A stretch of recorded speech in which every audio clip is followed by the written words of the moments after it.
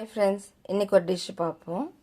இது வந்து சட்னி, புதினா, கொத்தமல்லி, கருவேப்பிலை மூணும் வச்சு.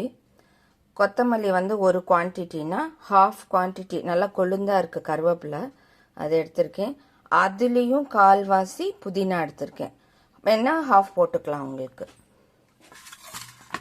அதுக்கப்புறம் அதுக்கு வேண்டிய இன்க்ரீடியன்ட்ஸ் பார்த்தீங்கன்னாக்கா 1.5 ஸ்பூன் உளுத்தம்பருப்பு, கொஞ்சமாக புளி, தேங்காய் கொஞ்சம், வரமிளகா 2, பச்சை மிளகா 2 எடுத்திருக்கேன், கொஞ்சோண்டு பெருங்காயத்தூள்.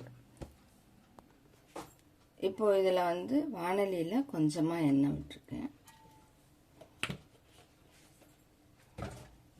இப்போ அதில் உளுத்தம்பருப்பு ஃபஸ்ட்டு போடுவேன். உளுத்தம்பருப்பு, புளி, தேங்காய் எல்லாம் ஒன்றா போட்டேன்.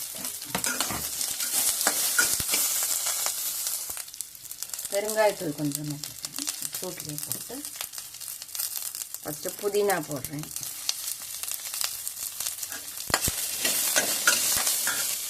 அப்புறம் கருவேப்பிலை,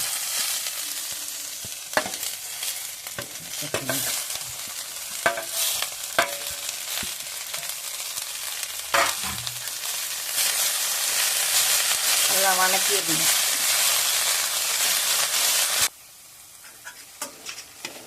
மூணு மிளகா போதும். நான் ஒன்று எக்ஸ்ட்ராவாக எடுத்து வச்சுருக்கேன். எனக்கு காரம் கொஞ்சம் கூட வேணும்ன்ட்டு எடுத்திருக்கேன். இல்லைன்னா 3 தான் பார்த்துட்டு கூட போட்டுக்கலாம். அவ்வளோதான் ஆயிடுச்சு. இதை அப்படியே ஆறுநோட்டி மிக்சியில் போடணும். கொஞ்சமாக உப்பு ஆட் பண்ணியிருக்கேன்.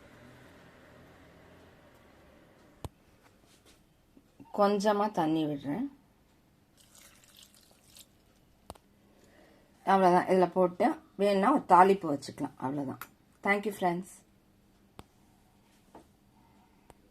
இது டைஜஷனுக்கு ரொம்ப நல்லது. குழந்தைங்களும் சாப்பிடுவாங்க, பெரியவங்களும் சாப்பிடுவாங்க. எல்லா டிஷ்க்கும் இட்லி, தோசை எதுக்கு வேணாலும் சாப்பிட்டுக்கலாம். இவ்வளோ நேரம் வாட்ச் பண்ணதுக்கு ரொம்ப ரொம்ப தேங்க்ஸ்.